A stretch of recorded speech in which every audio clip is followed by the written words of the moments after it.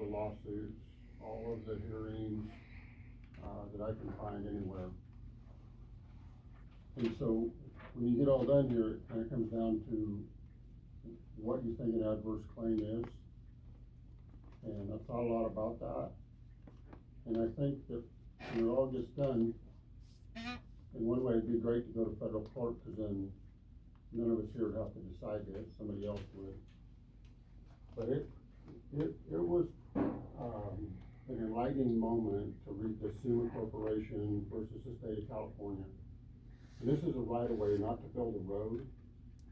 This was an easement, a public easement that California claimed that they had over the top of the water.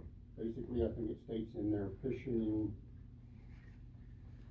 boating, water, transportation of goods, ships.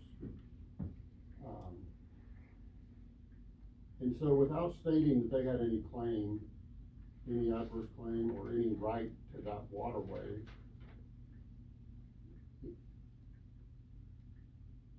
if a patented mining claim is so strong, the state of California can't get rights to travel over the surface of the water,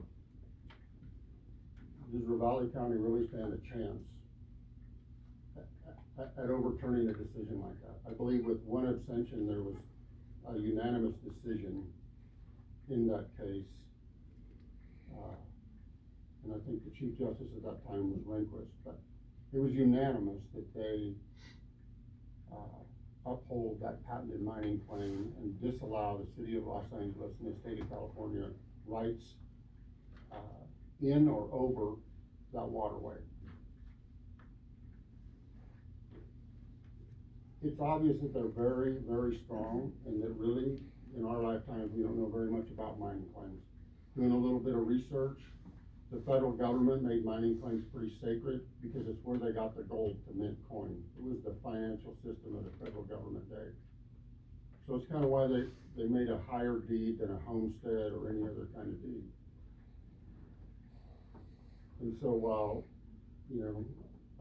everybody here has probably made mistakes, and I hope we all live long enough to make a few more.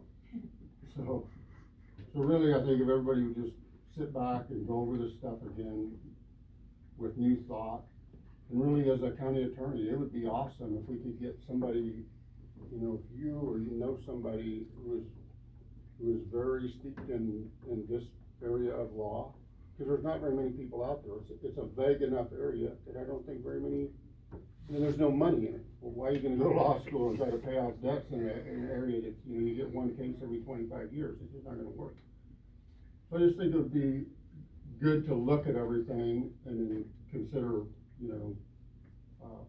my attitude is this, if there's any doubt, I want everybody to rule in case of private ownership.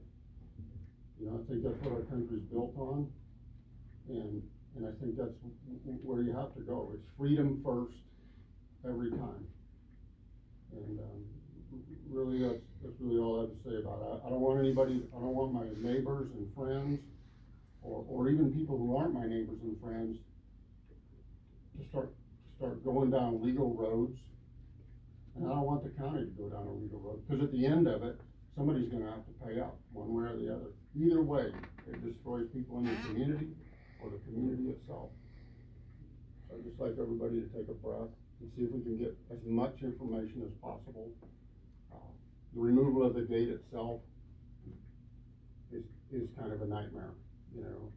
It could end up, it'll either destroy the landowners, or at some point, Ravalli County gets a huge lawsuit to pay off of some kind or another. I don't know, and it's pure speculation on my part to say that, that it would cost money, but it's certainly possible that it costs a lot of money to take this to federal court. And so it's brand new to me. I never knew these deeds existed, and I've always thought I was fairly intelligent, and lately I've figured out my list of don't know is way bigger than the list of do know. So I just would really like everybody, and especially the legal counsel, to like really look at this and try to educate even the rest of us. This has far-reaching implications. If it does go to court, what if it is in in contrary to the spring laws of the state of Montana. You know, when you read this thing, it goes so far as to say, you know, this land is not taxable. This is like a miniature Indian reservation in the middle of the Bitterroot Mountains. So it'd be really nice to know where this goes and what it really is. So I guess that's about all I have to say today. And I really hope we can look hard at all these situations, and I think that was a really good lawsuit to sue the corporation versus the state of California, because it specifically talks about an easement. So the Summa Corp was more than just travel, there were improvements on the property as well. There was dredging and digging and improvements, so I guess it's a little more complicated than them just simply floating a boat over the water for the easement. They were discussing dredging and piling tailings. Well, there was a tremendous amount of things went on, but it just was astounding to me, Jeff, that any court, first of all, that you could beat the state of California in the Ninth Circuit Court. Even then, it was a liberal court. Yeah.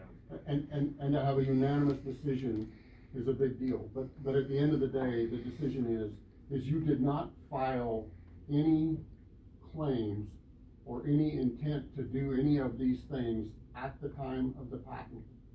And so if you don't file what your intent is to do with this land at the time of the patent, whatever it is, and if you don't file that, then you're out.